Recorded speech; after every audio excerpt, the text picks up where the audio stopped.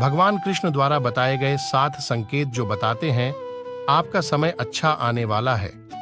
मित्रों, हिंदू धर्म और शास्त्रों में समय को बहुत ही शक्तिशाली बताया गया है। वह समय ही है जो मनुष्य को सही गलत, लाभ हानि, जन्म मृत्यु से अवगत करता है। आपने भी देखा होगा, समय का चक्र राजा को रंक, भिखारी को धनवान और अमीर को गरीब बना देता है। और समय के कारण ही मनुष्य को जीवन में कभी खुशी तो कभी दुखों का भी सामना करना पड़ता है। धनवान कौन नहीं होना चाहता है?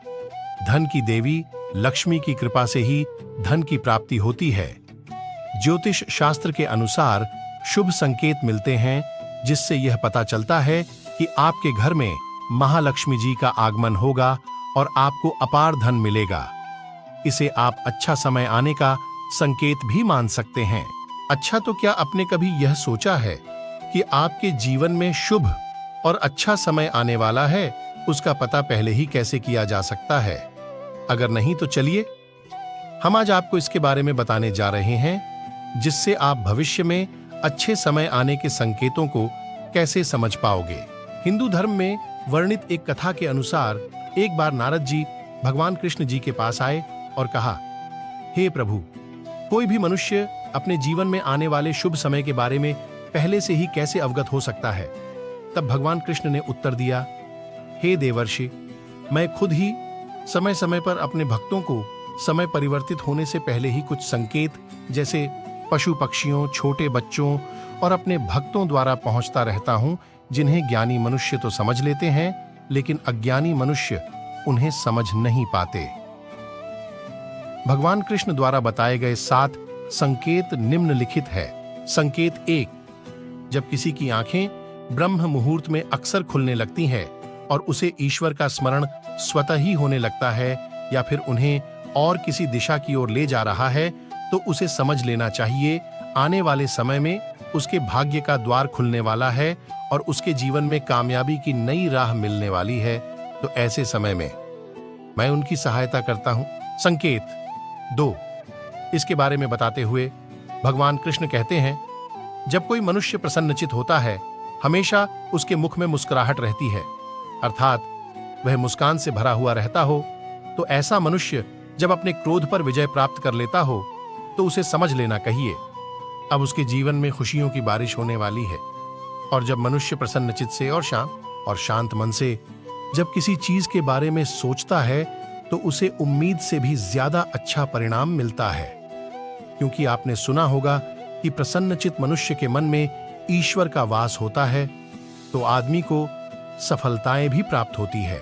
संकेत 3, इसके बारे में भगवान कृष्ण बताते हैं, जब किसी के द्वार पर गौ अर्थात गाय बार बार खाने को आए, या बंदर उसके घर की वस्तुएं बार बार उठाकर ले जाने लगे, या फिर उसके आंगन में बिल्ली बच्चे को जन्म दे, या फिर पक्षी उसके घर में आकर अपना बसेरा बनाने लगे, तो मनुष्य को समझ जाना चाहिए कि आने वाला समय उस मनुष्य को और भी ज्यादा शक्तिशाली बनाने वाला है और वह अपने जीवन में नई नई ऊंचाइयों को छूने वाला है। तो उसे परस्पर अपने निर्धारित लक्ष्य में ध्यान आकर्षित करने की आवश्यकता है, जिससे उसको निरंतर सफलता मिलती है। संकेत 4, इसके बारे में भगवान कृष्ण बताते हैं, हे नारद, जब किसी मनुष्य के घर पर छोटे बच्चे बिना बुलाए बार बार आकर खेलने लगे या उन्हें देखकर बार बार मुस्कुराए, तो ऐसे में भी उस मनुष्य को समझ जाना चाहिए उसका आने वाला समय खुशियों से भरने वाला है और नए रिश्ते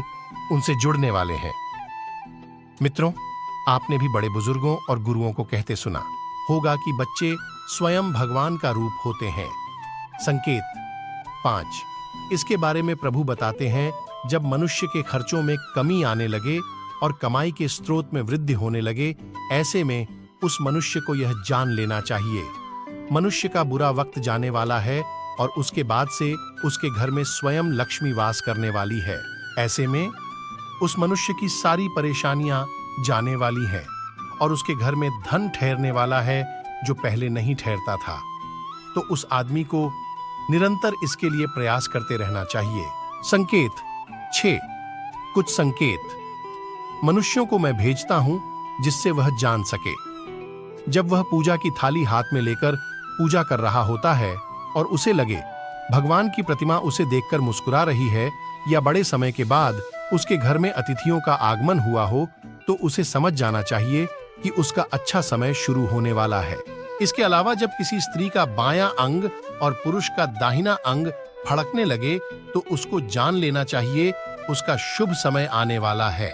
संकेत 7। इसके बारे में भगवान कृष्ण बताते हैं, जब मनुष्य किसी कार्य के लिए घर से निकलता है और तब उसे गौ अर्थात गाय माता के दर्शन हो जाए, या फिर किसी साधु संत द्वारा उसे आशीर्वाद मिल जाए, तो उस समय मनुष्य को समझ जाना चाहिए जिस कार्य के लिए वह घर से निकला है वह कार्य उसका अवश्य ही बिना किसी बाधा के पूरा होगा। इसमें कोई संदेह नहीं करना चाहिए। अंत में भगवान कृष्ण बताते हैं, इन सब के अलावा संध्या के समय जल से भरा पात्र या फिर दूध से भरा पात्र उसे प्राप्त हो, या उसे कोई मिठाई दे, तब भी उसे समझ जाना चाहिए कि अब उसका भाग्य खुलने वाला है, और इसमें कोई संदेह नहीं कि उसको आगे चलकर सफलता की नई ऊंचाइयां मिलने वाली है। दोस्तों, इस वीडियो में बस इतना ही। अगर आपको यह वीडियो पसंद आए तो लाइक करें, शेयर करें, सब्सक्राइब करें और कमेंट करें। धन्यवाद।